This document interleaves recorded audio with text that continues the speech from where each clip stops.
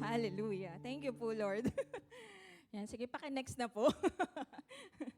Ayan, so, magandang maganda kayo po sa umaga at gwapo sa umagang ito. Pakibati naman po yung mga katabi nyo. Kung babae, maganda. Pag lalaki, gwapo. Ayan. So, praise the Lord. Ayan. So, are we excited today? Amen. So, syempre po, dapat tayo ay laging excited. Ayan, so, praise God. Kasi, sino po dito, di ba, kakatapos lang ng ating anniversary. So, sino po dito yung medyo hindi pa nakaka-move on? Doon sa mga narinig, sa mga natanggap natin, doon sa mga servant ng Panginoon. Amen. Na hanggang ngayon talagang ninanamnam pa natin, di ba? Kanina ka narinig ko yung fork, di ba? Yung talagang nagre-rema sa Kanya. So, thank you po, Lord, kasi maraming ginamit ang Panginoon para tayo ay mapagpala. So, tignan mo nga po yung katabi mo kung pinagpala. Ayan, so, pinagpala po ba? So, ngayon, road to maturity na po tayo. Amen? Amen. So, sige po, bago ako mag-share today, allow me just to pray sa atin. So, let's just close our eyes and bow down our heads. Hallelujah, Father. Hallelujah, Jesus Christ. And hallelujah, O Holy Spirit. Pwede mo bang sabihin lang sa Lord na I love you, Lord? Hallelujah. Lord, narinig mo po ang sinambit ng aming labi. Mahal ka po namin, Panginoon. At salamat po sa umagang ito. Salamat, God, kasi kami ay nabubuhay sa iyong biyaya at pagpapala, Panginoon. Lord, maraming salamat dahil ikaw po ay mabuti at tapat sa bawat isa sa amin. Lord, salamat po dahil dinala niyo po ang bawat isa today dito po sa aming tahanan and even yung nanonood sa online. Lord God, I pray na magfo-flow yung frequency ng pagpapala at kapangyarihan mo sa bawat isa po sa amin. Lord God, we're so excited kung ano po yung gagawin mo sa amin today. And ready niyo po ang aming puso, ang aming isipan, O God. Lord, we are ready to receive in the name of Jesus Christ. Amen. Amen. Amen. Hallelujah. So, thank you po, Lord. Ayan. So, syempre, nakalagay po dyan na worship service. So, hindi po yan yung title ko. Anyway, so ngayon is September 10, tama. So, ilang araw na lang po ay? Ayan. Ano pong meron? October na. Ano po? Yon, tama. So, bali po, ilang araw na lang on the Friday, sundown. So, it was September 15. So, ito po ay simula na ng eve po siya ng tinatawag natin na Rosh Hashanah or the Feast of the Trumpet. Sa iba po, ang tawag is Yom Teruah. Ayan, this is the head of the year. And we are so excited sa pagse-celebrate natin. 'Di ba? So, eto nga po sabi doon, 'di ba? Sabi sa Israel, ito po yung tinatawag nila na holy days. Ayan, na tinatawag doon. So, we are approaching the year 5788. Oh, hindi mo alam. Ngayon po ay 5783 tayo. So, we are approaching the year 5784. Di ba po? So, sabi po, nabanggit po ito ni Pastor Cesar na it is the year of open door po ba or open gates. So, parang yun po siya. Or in other, gaya po nila Chuck Pierce na nakikita ko po, ang tawag nila doon is the year of war at the doors. So, may laban. Kaya let's be excited po for the coming days. Ayan. New beginning, nabanggit po ito kanina. New doors of opportunity. Tama? And probably, new season for some of you, or some of us, or all of us. Amen? So, thank you po, Lord. So, today, since we are in the road to maturity, so let's talk about the SSS. So, hindi po to Social Security. Ano ba yun? Service. Kalimutan, no? So, SSS, yan po ang ating title for today. At ito po is characteristic or traits of being a kingdom trailblazer. So, wow, di ba? So, ngayon, pag-usapan po natin, ano ba yung trailblazer? So, bago po pala yan, teka lang, Alam niyo po ba, or sino po dito may alam na isa po itong brand nga ba siya ng sasakyan or klase ng sasakyan? Tama po ba? So sino pong may alam kung saan po yon? Tama po, Chevrolet. So tama po ba na yun po yung sasakyan nila ng ating senior pastors? Tama po ba? Ayun, yung, kayo din po, yun po yung sasakyan nyo. Ayan, praise God. So actually, ang ganda po pala nung Trailblazer sa Chevrolet. O, di ba? So hindi ko po ini-endorse. Pero ang ganda lang po nung meaning na nung ako po ay nagre-research, ito po yung sabi doon. A trailblazer is the first to do something. It is a pioneer. Somebody who's willing to take a risk and go in a path that isn't already there. Someone who goes into a territory, an innovator and pathfinder. So they blaze a trail and leave a path for others. So yun pala yung meaning niya. Actually, apakaganda nung meaning nitong trailblazer. In short, you are a pioneer, di ba? Nagsisimula. And sabi dyan, pathfinder. Ayan, di ba? So, isa sa mga, hindi isa, ilan sa Bible character na masasabi natin na trailblazer. May alam po ba kayo? Ay, hindi pala to Sunday school, no? So, isa po sa trailblazer na character sa Bible is John the Baptist. 'Di ba? Kasi, bakit po? He was called to prepare the way. Tama po, for Jesus. Tama? Tama yung isa, si Apostle Paul. Why? Kasi nauna siyang mag-share ng gospel doon sa mga Gentiles, 'di ba po? So, and he set an example at marami na yung sumunod. 'Di ba? After niya mag-share, marami na yung nakakilala sa Lord, marami din po yung na-disciple. At isa na po tayo doon. Tama po ba? Praise the Lord. So sabi nga, at syempre, ang perfect example ng pagiging trailblazer I see none other than Yahweh, Jesus, di ba po? So siya ang ating trailblazer. So tayo po, I believe na since we're talking about, we are living in the, we're talking about the kingdom of God, di ba? So tayo po, bilang isang trailblazer, ayan, ang kinim po natin yun na tayo ay trailblazer, di ba? So kailangan po tayong mamuhay ng kawangis ni Jesus Christ, di ba po? So tayo ay, we need to live, di ba? Just like Christ. At sundan natin yung path na hinanda niya para sa atin. Also, isa sa naalala ko sa word na ito ay ang halimbawa po is yung ating church. So, isang example po is yung sa media, di ba? Yung sa OBS. So, isa po, tayo po ang tama po ba ako? Tayo po ang nagpasimula nung sa OBS, then the rest follows na po, di ba? So, glory to God kasi tayo po ay binibigyan ng wisdom ng Lord, ng kakayahan. So alam to ng media team and there's so much ministry pa po na for sure is ginagamit as a trailblazer. So what is a kingdom trailblazer?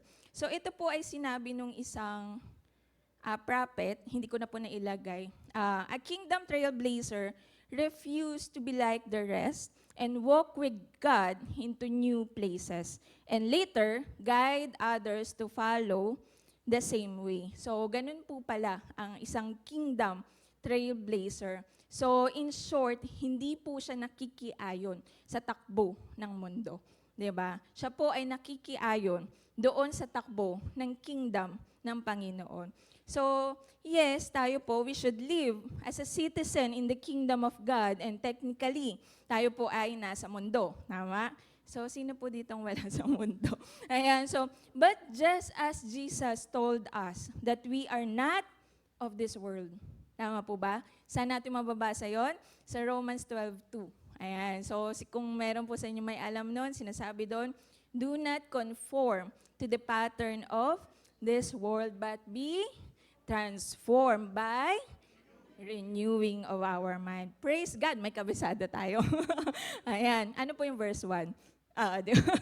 Ayan, so, ako din po nakalimutan ko. So, anyway, sabi doon, we shouldn't look to the world, but tayo bilang isang kingdom citizen, we should always give an example to the world. Tama? Why?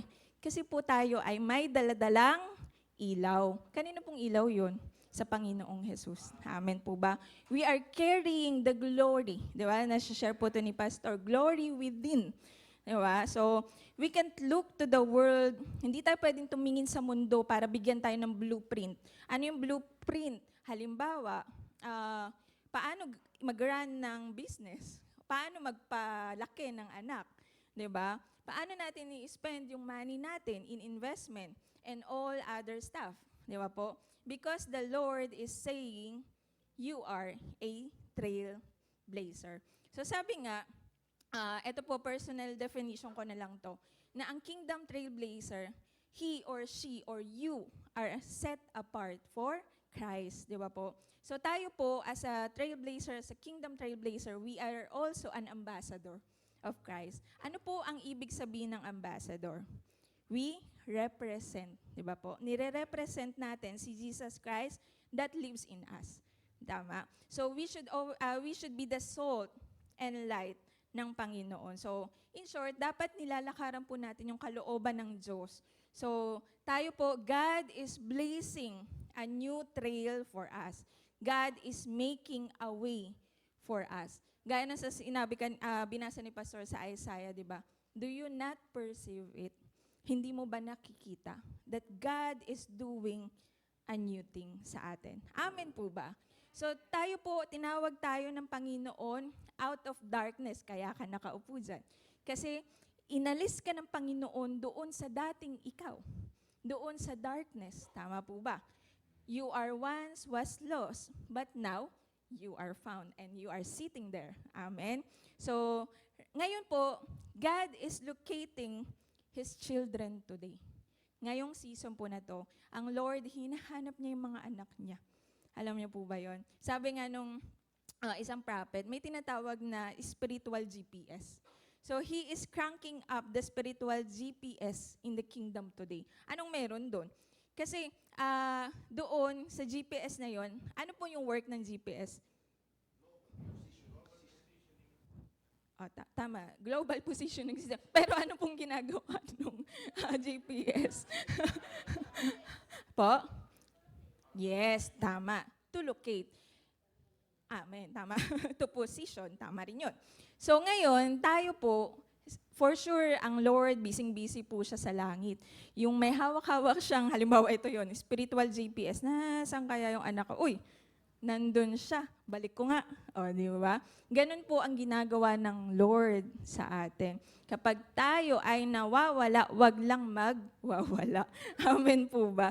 So, the Lord is looking doon sa atin. Kaya ngayon, ang Panginoon, hinahanap niya yung mga, anong tawag niya dyan, Pastor? Mga nasa harap. Mga big time. So, nasaan kaya itong mga big time na yun? So, hinahanap ng Lord. Diba? Yung GPS, sino kaya yung big time na yun? Diba? So, ano na kayang ginagawa nila? So, praise God, nandyan kayo. Amen.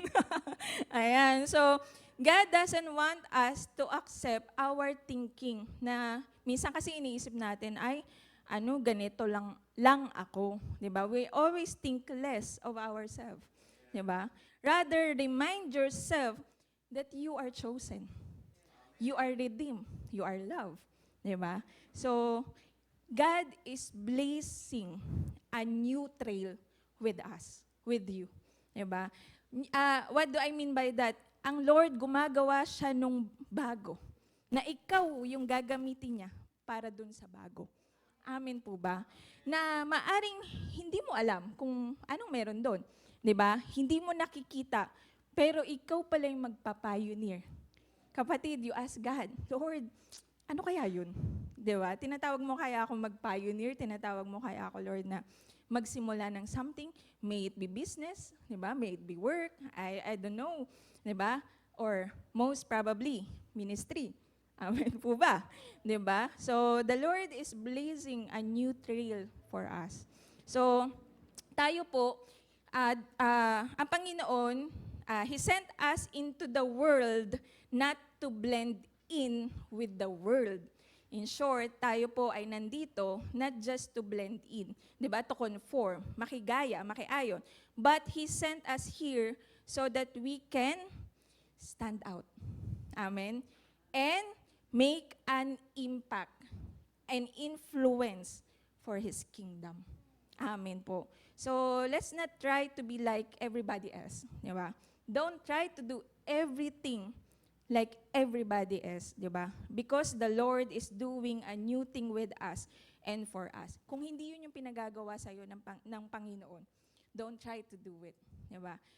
Let us always seek the Lord. Ay, sinimulan ko na pala. So today, pag-aaralan natin, ano nga ba ang characteristic or traits ng isang kingdom trailblazer. So we will focus on this verse in Zephaniah 3:2. Napakaganda po na itong amplified. I don't know kung mababasa nyo po. Pero pwede nyo po bang basahin? 1, 2, 3, go.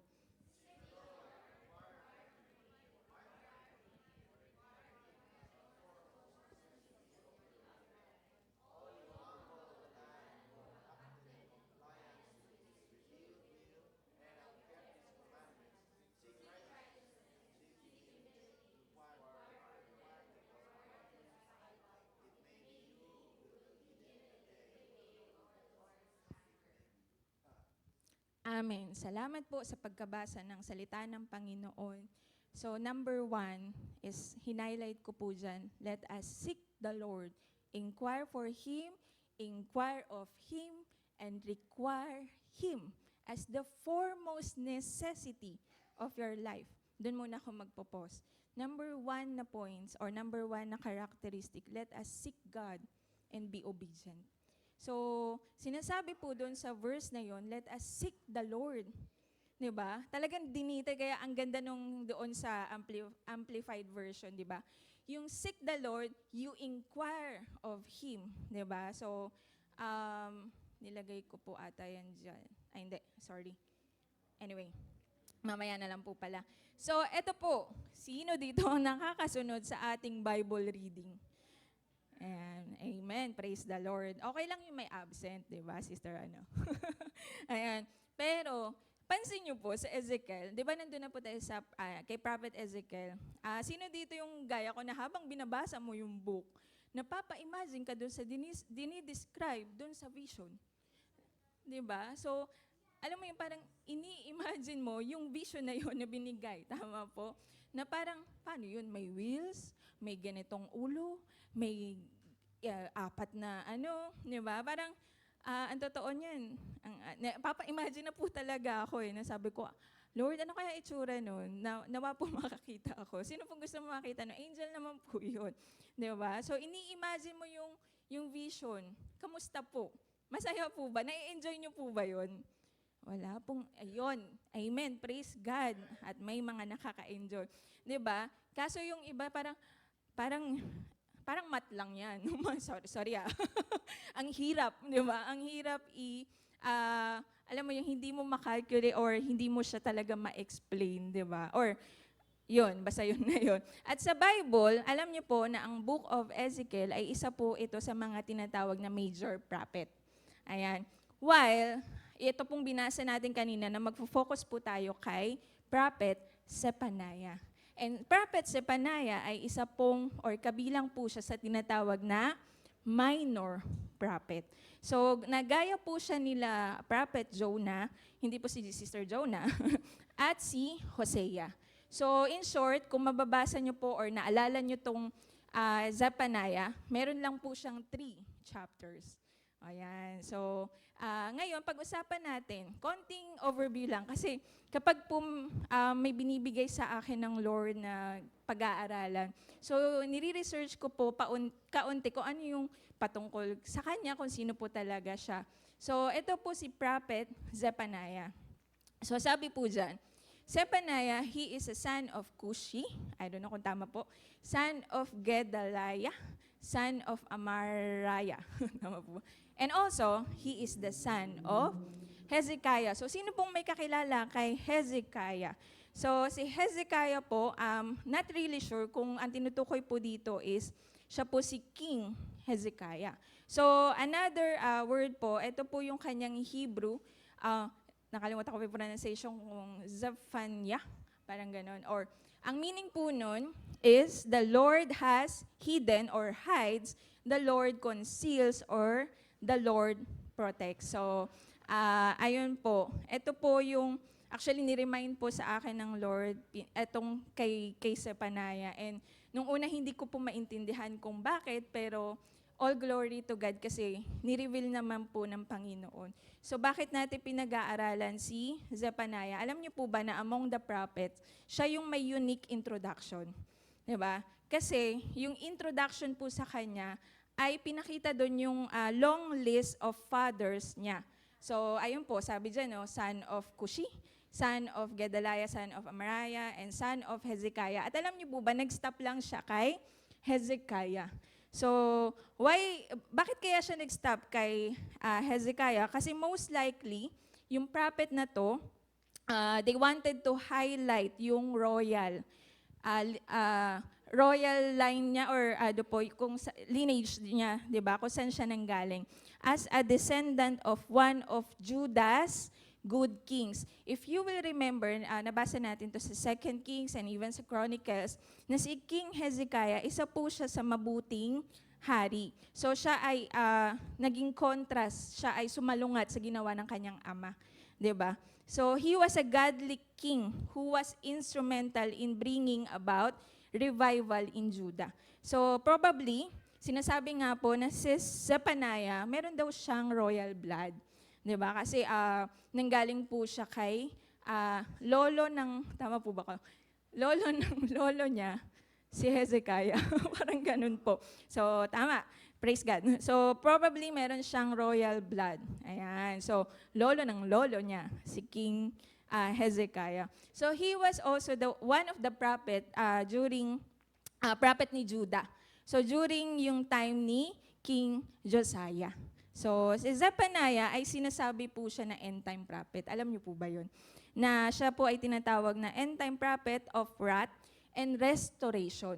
Dahil ang theme ng kanyang prophecy ay tinatawag na the day of the Lord or the day of judgment.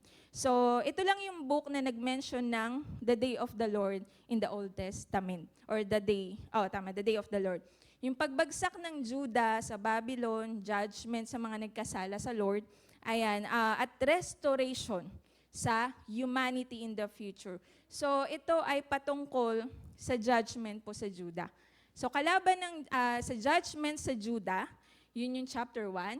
Yung chapter 2, patungkol naman sa judgment doon sa kalaban ng Judah. Tapos sa chapter 3, ito po ay patungkol naman sa judgment sa Jerusalem. So, konting ano lang po yun, trivia.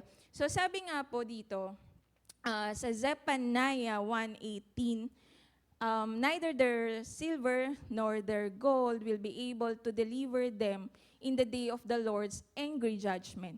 The whole earth will be consumed by his fiery wrath. Indeed, he will bring terrifying destruction on all who live on the earth. So, ito pong picture na to ay, yun po yung parang naging drawing or litrato na nakuha ko lang din po yan sa internet. So, alam niyo po yun, isipin niyo, kung nangyari to, etong sinasabi dito sa Zephaniah na to, maaring wala na po tayo ngayon. Tama po ba? Maaring wala tayo sa kinauupuan nyo, di ba? So, hindi din na-fulfill ang prophecy patungkol kay Jesus. Di ba? So, kung nangyari yan, none of the nations will stand, di ba? Saglit, di ba, ang Panginoon. So, sabi dito,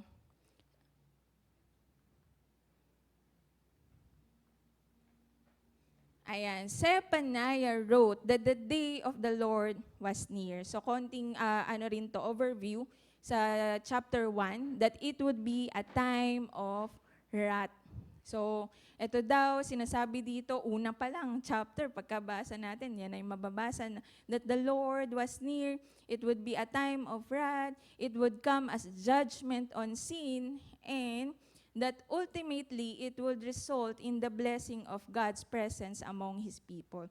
So, despite na mayroon pong sinasabing judgment doon, napakabuti pa rin ng Lord kasi at the latter part, doon sa dulo na parte, ay pinakita yung restoration, yung blessing ng Panginoon. Diba? So, napakabuti ng Lord. But then, dito po, winarn ni Zephaniah yung mga taga-Juda na kapag hindi po sila nag-repent, ang buong nation ay mawawala. Yun po yung sinasabi doon. So yung judgment na yon is not merely punishment doon sa kasalanan, pero ito din ay paraan ng Panginoon para sila ay manumbalik. 'Di ba? At i-purify niya yung nation na ito. So, ang ganda po ng sinasabi doon sa Amplified Version, 'di ba? Seek the Lord. Pag sinabing seek the Lord, ibig sabihin nun, you inquire for Him. Magtanong ka sa Kanya.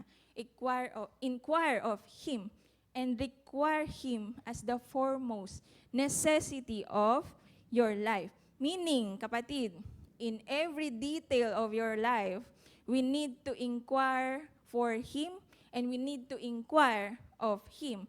'Di ba? So tayo po, when making decision, 'di ba? As we seek God, sa pagtatanong natin sa Panginoon, sa mga sitwasyon ng buhay natin na kailangan natin magdesisyon, 'di ba? Sa paglapit natin sa Kanya, alam mo 'yon, kaakibat nun ay ang pagsunod sa Kanyang sasabihin. Tama po ba?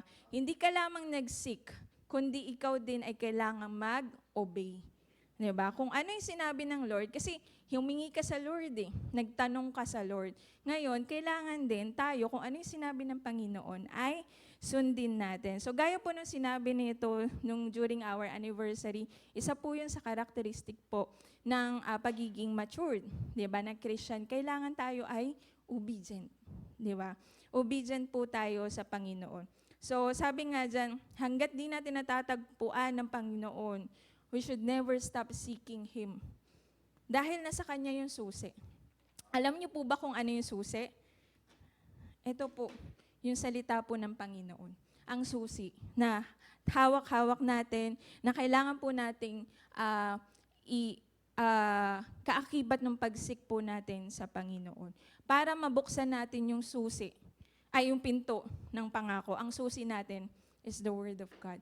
The spoken Word of God and the written Word of God, sabi nga po ni Pastora Cynthia, di ba? So, ito yung kaakibat, ito yung kasama sa pagsisik natin sa Panginoon. Merong sumunod dun Sabi dun, all you humble of the land who have acted in compliance with His revealed will and have kept His commandments. Actually, very detailed, di ba? Who have acted in compliance. So, humble, you are humble, we need to be humble. Acted in compliance, it means that we need to obey. Diba? Kung ano yung sinasabi ng Panginoon at sundin yung kanyang kautusan. Kaya isa sa katangian ng pagiging kingdom, trailblazer natin is not just to seek God, but also to obey Him. Diba? Sabi dyan, acted in compliance with His revealed will and have kept His commandment. So, kailangan po natin ang obedience. Kailangan nating sumunod with a humble heart. Sinasabi po sa verse na yan. Maybe some of us ngayon ay nasa pruning process. 'Di ba? So, ang ganda po ng shinare last week ni Pastor, yung shinare niya po. So, patungkol doon sa John 15, bearing fruit, 'di ba? So, sino daw yung dumadaan sa pruning process? Ito po yung nagbunga na. 'Di ba? So, kailangan po niyang mas mag-bear ng fruit pa. 'Di ba? So, para magawa natin yon, para mangyari yon sa atin, let's seek God. 'Di ba? And inquire Him. Na sabihin natin, Lord, ano yung kailangang mawala sa buhay ko? Ano kaya, Lord, yung pinuprune mo sa akin ngayon? 'Di ba? Ano kaya yung kailangan alisin para ako ay mag-mature, para ako ay magbunga? At kapag sumagot ang Lord sa atin, sa iyo, no delay sa pagsunod. Amen po ba? Dapat kapag may sinabi ang Lord, sundin po natin siya. Kasi ito ay para sa ating ikakabuti naman. So I believe in this season po, may mga sinasara ang Lord na pintuan na maaring hindi na nakakatulong sa ating pagmamature. 'Di ba? Pero alam mo yun, minsan pinipilit po nating buksan. Yung glory within, kailangan na mag-manifest o makita para matupad yun. 'Di ba? Kailangan nating sumunod sa sinasabi ng Panginoon. Amen. Also, sabi nga sa verse, it is foremost necessity of your life to seek God. In short, foremost necessity, napakahalaga nun. Napakahalaga na isik po natin ang Panginoon. Sabi nga sa Matthew 6:33, di ba? Seek first the kingdom of God. Kapatid, first things first. Unahin po natin ang Lord at ang pagsunod sa Kanya. So, sabi dito, God is seeking us as much as we seek Him. He seeks us for redemption, reconciliation, restoration, revival, or maybe it's time for our reset. Diba? Maybe may kailangang i-reset sa buhay natin. And hindi natin po yun malalaman kung hindi natin isisik ang Panginoon. Amen po ba? So, okay lang po ba kayo? Number 2. Ayan, let us seek righteousness and be humble. So, sabi nga po sa verse, sa Zephaniah 2:3, ayan, hinighlight ko na lang po dyan. Seek righteousness, seek humility, inquire for them, require them as vital. So, grabe po ang laman nitong verse na to kasi lahat mahahalaga. Necessity, vital, di ba? Very important, kapatid. I-catch mo yan, di ba? I-catch mo yan. So, pangalawa, dapat po tayo ay seeker ng righteousness or katuwiran. Diba? So, naalala ko si Pastor dito, hindi seeker ng katwiran. Diba? At hindi yung laging nangangatwiran, kundi tayo po ay mag-seek ng katuwiran ng Panginoon. Diba? So, dito po, destruction was coming because Judah had forsaken the Lord. The people worship Baal, hindi lang si Baal, si Molech, and the stars in heaven.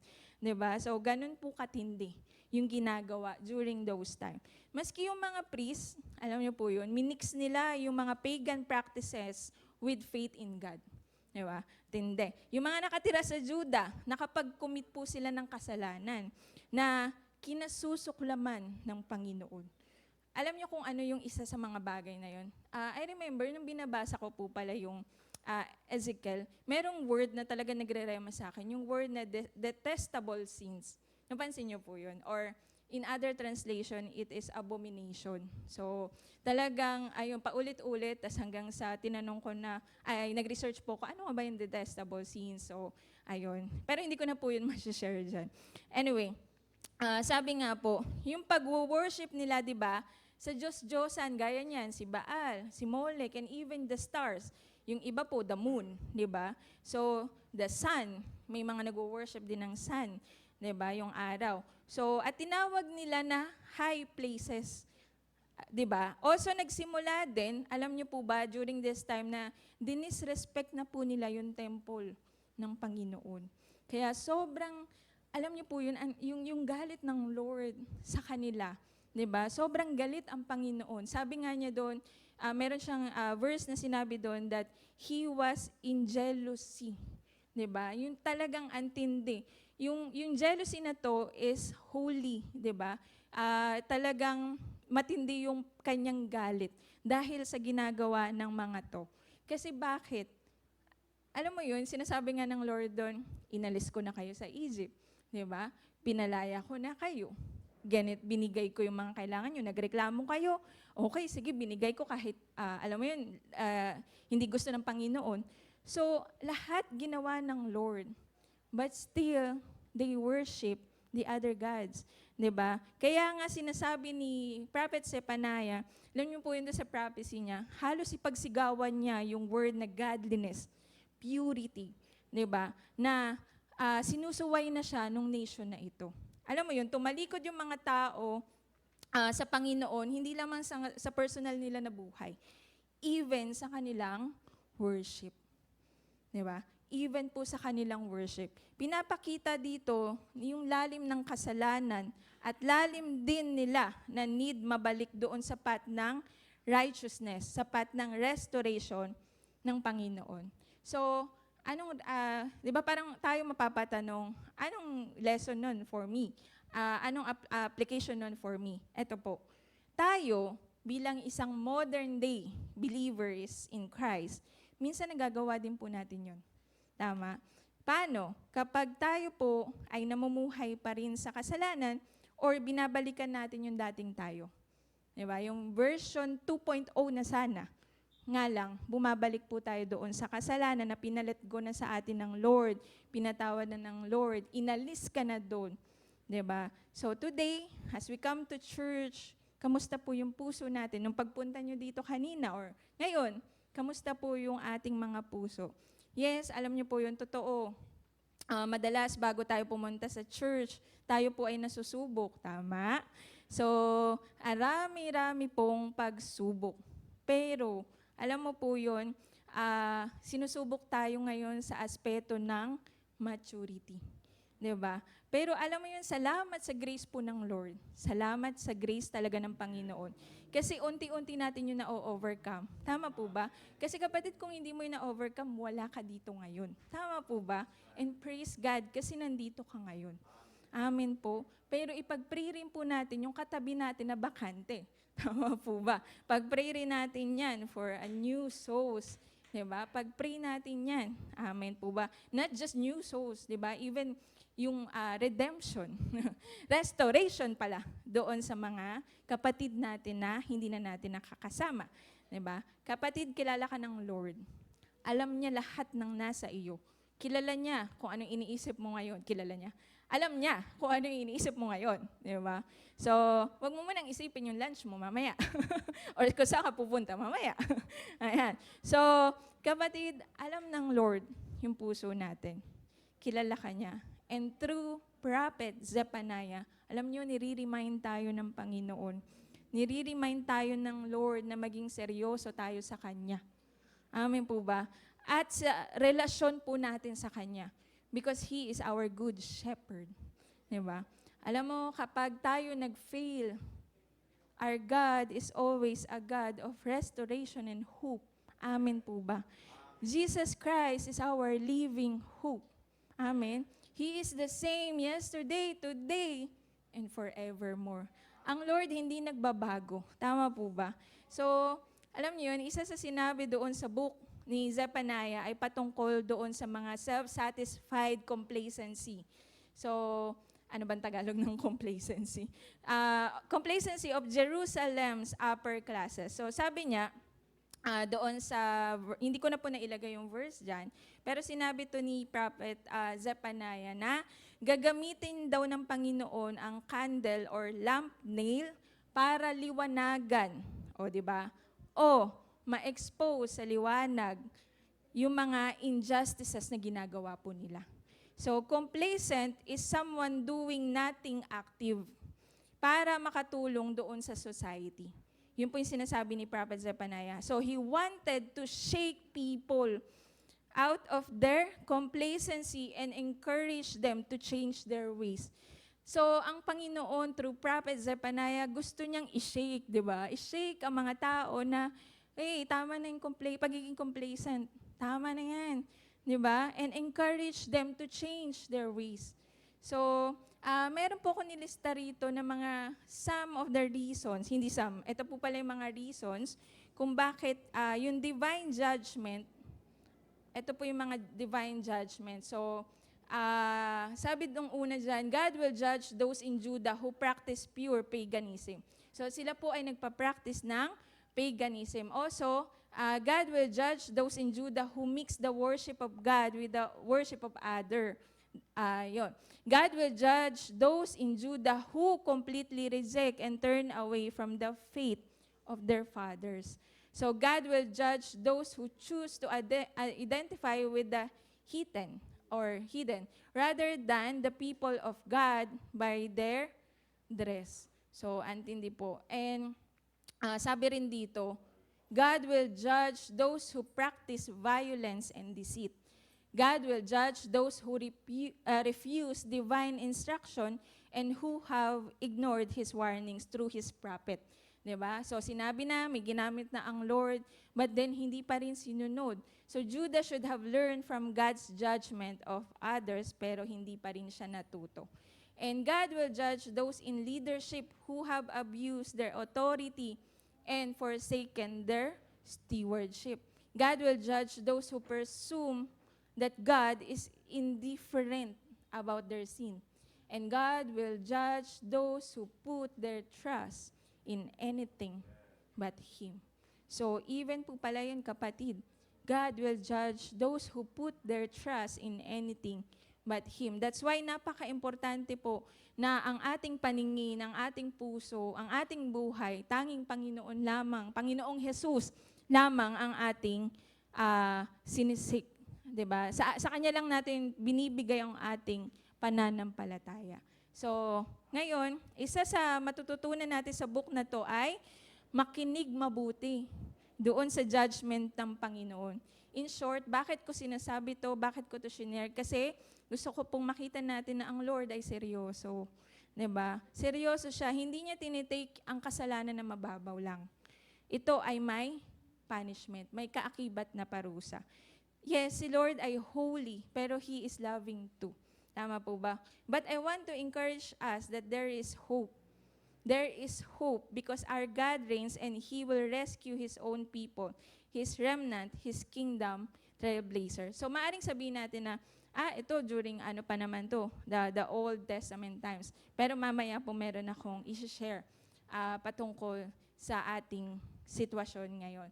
Our true hope is that we should be grounded in the knowledge of God's justice. So dapat alam natin kung ano yung justice na gusto ng Panginoon and in His love for His people.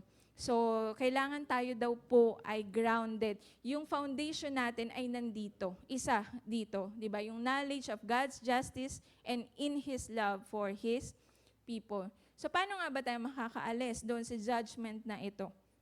We need to listen to God. Seek His righteousness.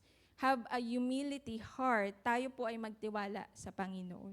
They need to accept the Lord to escape. Ito pong mga to, they need to accept the Lord. Those who don't know the Lord, they need to accept the Lord. Di ba po? To escape from condemnation.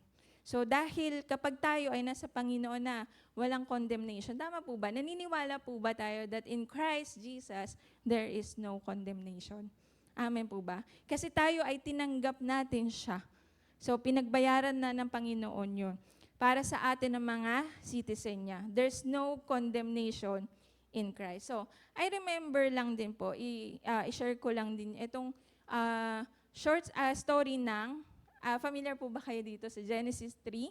So, sige po, pwede po bang pakibasa? 1, 2, 3, fire.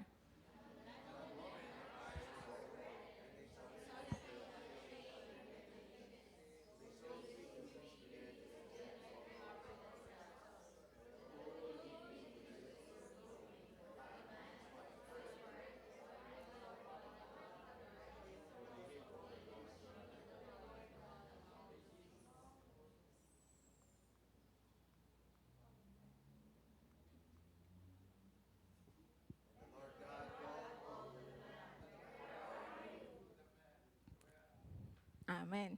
So, the Lord God called to the man, "Where are you?" Sino po ito? Di ba nung time po na nagkasala si Adam and Eve, ano po yung ginawa nila? Sila po ay nagtago. Di ba? So, bakit sila nagtago?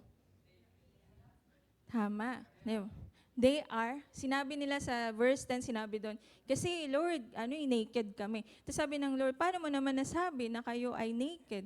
Di ba? So, in short, alam mo yun, alam ng Lord yung desperation natin when we seek Him. Pero alam nyo, dito sa verses na ito, dito sa story nito, ang ganda lang ng revelation ng Lord dito. Kasi sabi doon, di ba, hinighlight ko, where are you? Di ba? Where are you? May kanta ba na? Yan. So, where are you? So, may tinatawag po ko na where are you moments. So, ano po to?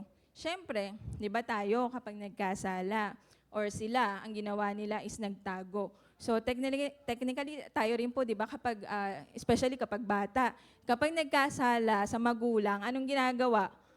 Nagtatago, hindi mo mahanap. Tapos, yung magulang sasabihin, where are you? Nasaan ka? Di ba? So, bakit kaya nagtatago? Or halimbawa pala, sa bahay, di ba, kapag may bisita, Ayan, alam na this. Kapag may bisita, ano yung nilalabas natin? Yung magaganda. Diba? So, or ayun nga, yung halimbawa, yung bata, diba? Kapag nagkasala sa magulang, magtatago siya. So, bakit siya nagtatago? Yung magulang yung nagtatago. Bakit nagtatago yung bata? Kasi, natatakot siya. Dahil, alam niya na mali yung ginawa niya or may mali siyang nagawa or baka pagalitan siya pero hindi siya sure, di ba? So, pero minsan, yung magulang, hindi ko alam kung ganun din po kayo mga kapatid. So, minsan yung magulang, di ba, imbis na pagalitan niya, sasabihin niya talaga, ano sasabihin niya pag nakita niya anak niya, buti alam mo. may ganun po ba sa inyo? Pag nagkamali anak niyo, buti alam mo. 'Di ba? So, wala. So, praise God, walang ganun. 'Di ba? Alam mo yung minsan tatanungin mo siya. Ewan ko po kung mag-agree mga magulang dito. Tatanungin mo siya, bago mo siya pagalitan, o pagkatas mo na siya mapagalitan, ano bang kasalanan mo? 'Di ba? May ganun po ba sa inyo? Tinatanong niyo, ano bang ginawa mo? 'Di ba? So, ang gagawin ng bata, magsusorry siya. 'Di ba? Tapos, at the back of the mind ng parents, ang gusto lang niya naman kasi makita dun sa bata ay yung kaya niyang i-admit na nagkasala siya or ano yung mali niya. Depende sa bata po pala. May mga bata kasi na sobrang liit. Siyempre, hindi naman niya alam yung ginagawa niya, di ba? So, I'm talking about the teenager. So, mga ganong siguro age. So, nauunawaan niya kaya. So, yun siguro yung iniisip ninyo po, ninyo po na magulang, na alam niya kaya, naunawaan niya kaya, bakit siya nagkamali o ano kaya yung pagkakamali niya. Tapos, di ba po, pag hindi po namin nauunawaan bilang mga anak, mas magagalit po kayo. Tama? 'Di ba? Na ano ba 'to? Hindi magets, 'di ba? Hindi niya maunawaan, paulit-ulit na lang, 'di ba? So, eto po, alam mo 'yun, sinasabi nga doon na gusto lang makita ng mga parents or gusto lang makita ng iba na kaya mong i-own yung pagkakamali mo. 'Di ba? Kaya mong tanggapin, kaya mong aminin na nagkamali ka.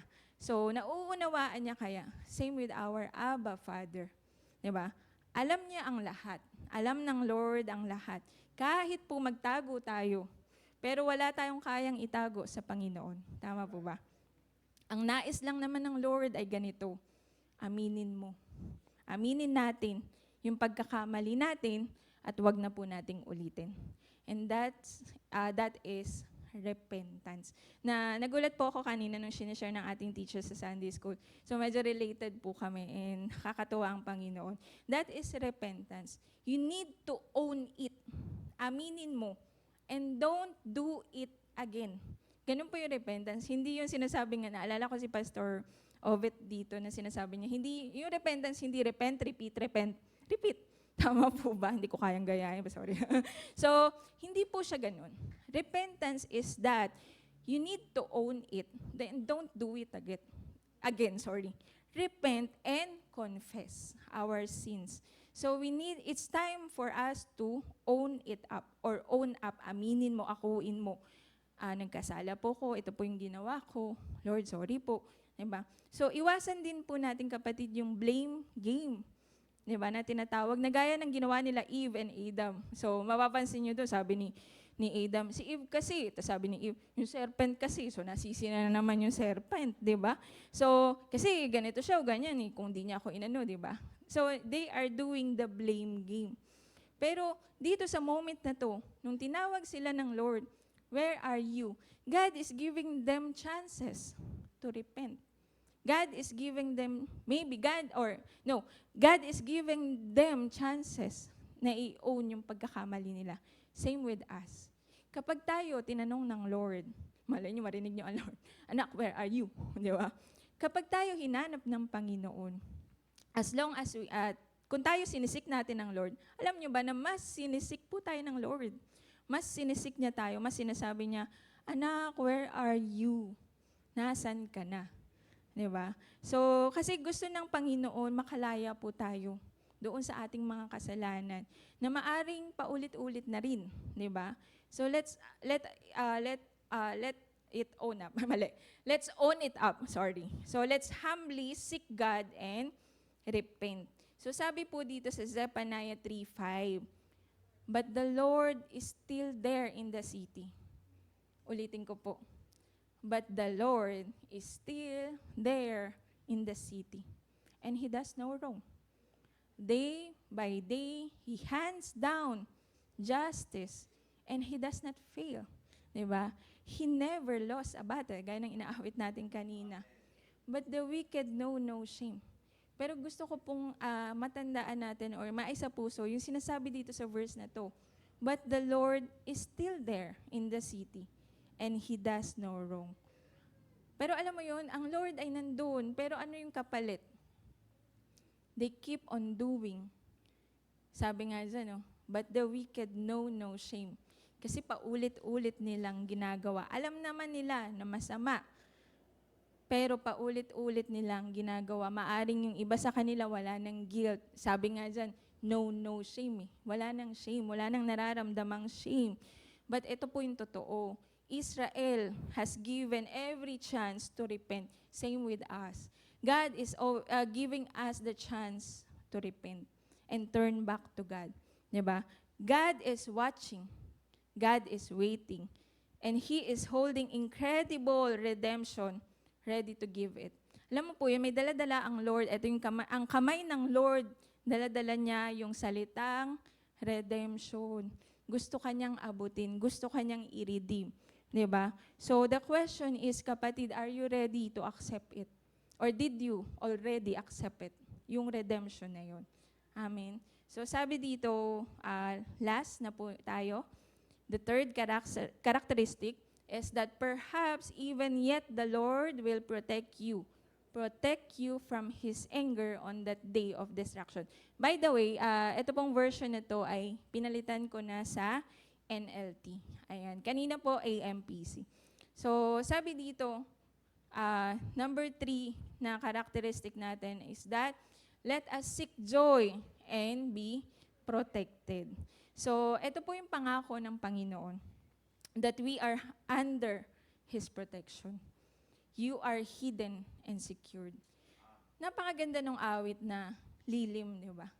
Sinasabi doon, Lord, mananatili sa iyong lilim. Di ba? Mananatili kami sa iyong lilim. At gustong-gusto ng Lord yun, yung manatili tayo sa kanyang lilim. Manatili tayo doon sa kanyang presensya. Pero bakit ko sinasabi, seek joy and be protected? Even it is the day of judgment. Diba? Kasi yung sinishare ko kanina, puro judgment siya.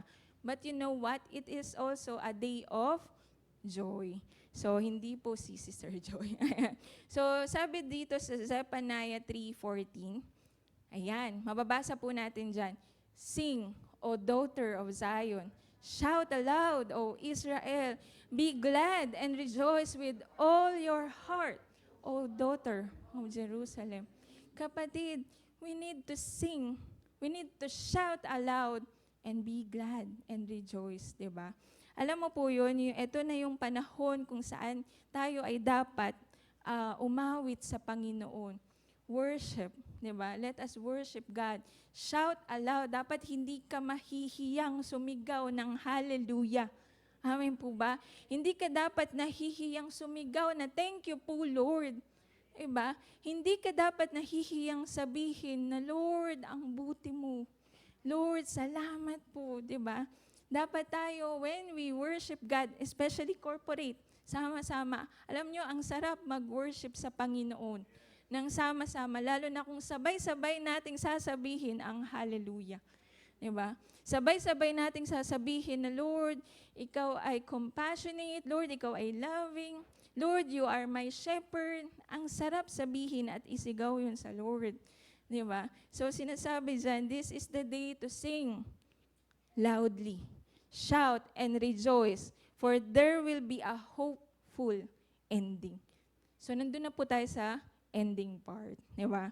Hopeful, despite nung judgment na pinag-usapan dun sa 2 chapters, dito po sa chapter 3, pinag-uusapan na dito yung restoration, yung hope, yung joy, di ba? Why? Kasi the Lord will purify His people. The Lord will restore His people.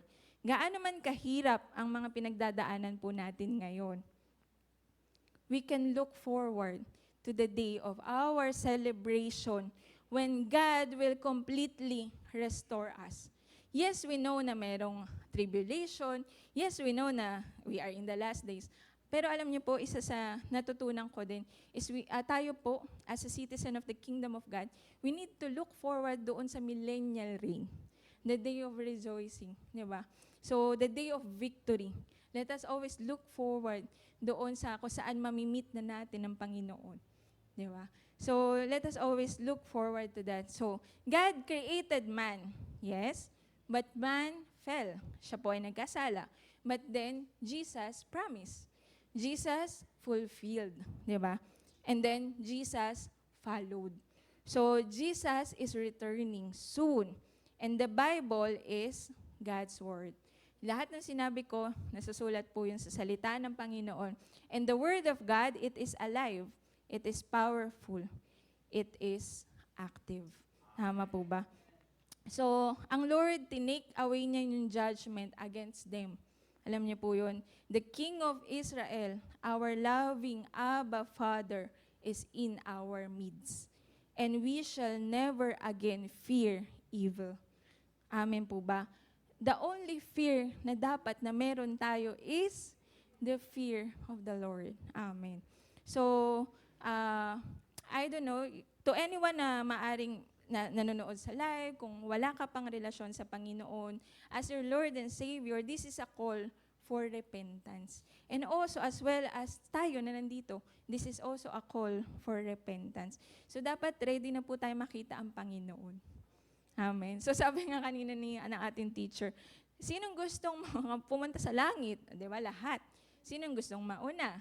Sabi niya kanina, di ba? Pero walang gustong mauna. Pati yung teacher natin, ayaw. Ayan. So, kapatid, ito yung totoo.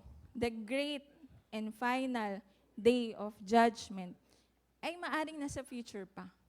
Pero ito ay malapit na. Ang bad news, lahat po tayo makasalanan. Tama po ba? Sino ditong hindi makasalanan? At deserve natin yung judgment. Tama po ba? Ng Panginoon na sinasabi doon katulad sa Zephaniah na makikita din natin sa Romans and sa Bible itself. Diba? And ito ang good news. That Jesus, that God, our Abba Father, sent His only begotten Son, Jesus Christ, diba, to suffer God's judgment in our place. It happens 2,000 years ago. He bore our judgment in the cross. Tama po ba? And we shall soon enter into our eternal blessings because of our Savior, Yeshua. So, Judgment Day, it is the day of the Lord, is certainly coming. So, we should wait patiently for it to come. What? Maghihintay kami? Yes. We need to wait patiently. Kasi doon tayo, di ba, papunta. So, ito yung araw ng vindication at deliverance para sa mga faithful remnants and righteous remnant ng Panginoon. So, dito po sa Zephaniah, sinasabi doon, may tinatawag doon na faithful remnant. So, tayo, we believe na we are living as a remnant of the Lord. Amen po ba? So, lahat ng naniniwala na ikaw ay remnant, say amen. Amen. Thank you po, Lord. So, tayo po ay patuloy na maghintay na ito ay dumating kung saan lahat po itatama ng Panginoon. Despite ng judgment na nakikita natin, at the end of the day or chapter, there's still hope of blessing, there's still hope of restoration, there is redemption and love. So, and our response is worship. Let us bring back the glory sa Panginoon. Alam niyo kapatid, we need to worship by faith. A kingdom trailblazer should seek joy over sadness. Kasi, bakit ko sinasabi that you should seek joy? Despite ng mga judgment, despite ng sinasabi, despite ng hindi magandang balita. Kasi, meron kang Panginoong Jesus sa buhay mo. Amen? So, yung joy, hindi lang po, kapatid, hindi lang happiness. Joy po to. Diba? Joy, ito yung talagang matinding kasiyahan. Why? Because our God is alive. He is alive. Amen po ba? So, despite ng judgment na yon, ibalik natin yung glory sa Panginoon. A kingdom trailblazer should seek joy over sadness kasi alam mo at nagtitiwala ka. Nagtitiwala ka ba na ang Diyos mo ay tumutupad ng pangako? Amen. So, siya ay tapat magpakailanman. So, bilang isang kingdom trailblazer, sabi dyan, we are not capable po. Hindi natin kaya na tayo on our own. Tama po ba? We need the spoken and the written word of God. We need the Holy Spirit. We need God itself. We need to seek God. We need to hear from the Holy Spirit. The spoken and the written word, ito po ay foundation natin, di ba? So, para hindi tayo magkamali ng path. So, magagawa lang natin yung kapag tayo ay faithful na seeker ng Panginoon. So, let us seek God and be obedient. Let us seek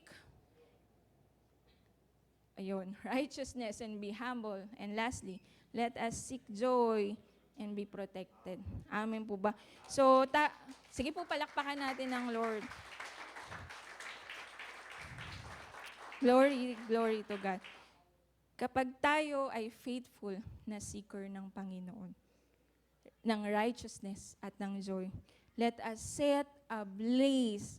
We will become on fire, or tayo po ay kailangan mag-set ablaze for God, for our Abba Father, for Jesus our Savior, and Holy Spirit our teacher. So, meron lang po kung pwede lang, sabi ko kanina, our response is worship. So, meron lang po ako ni-request, and sama-sama lang po tayo mag-worship. Sige po. Pwede niyo po ba kasamahan? Ayan. Si Brother Luta. Sige po, mga kapatid, tayo ay tumayo. Hallelujah.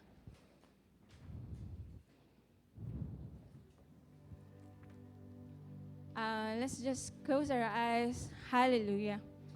Hallelujah. Sige nga, pwede bang sabay-sabay lang natin sabihin ng Hallelujah. Hallelujah. Hallelujah. Palakpakan po natin ang Hallelujah. Lord, salamat, Panginoon. Lord, faithful ka doon sa mga faithful din na mag-seek sa'yo. Lord, salamat. Salamat, Lord. Kasi hindi mo kami binibigo. Hindi mo kami pinapahiya, Panginoon. Kasi, Lord, yung puso na pure and humble, Lord, kinatatagpo mo. And salamat, God.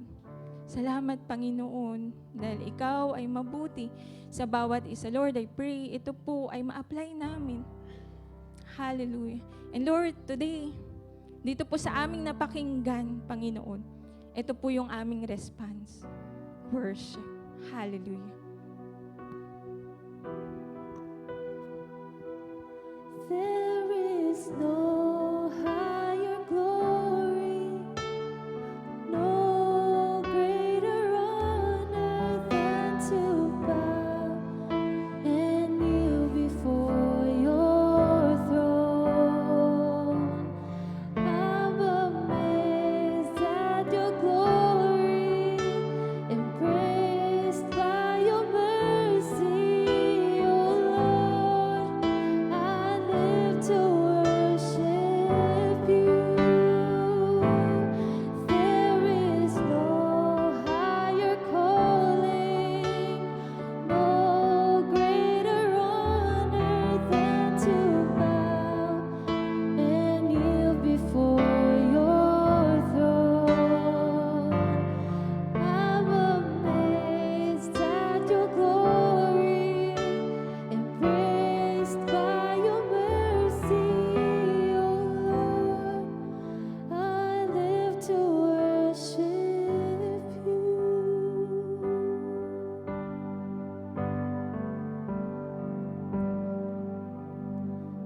Down at your feet, oh Lord, is the most high place.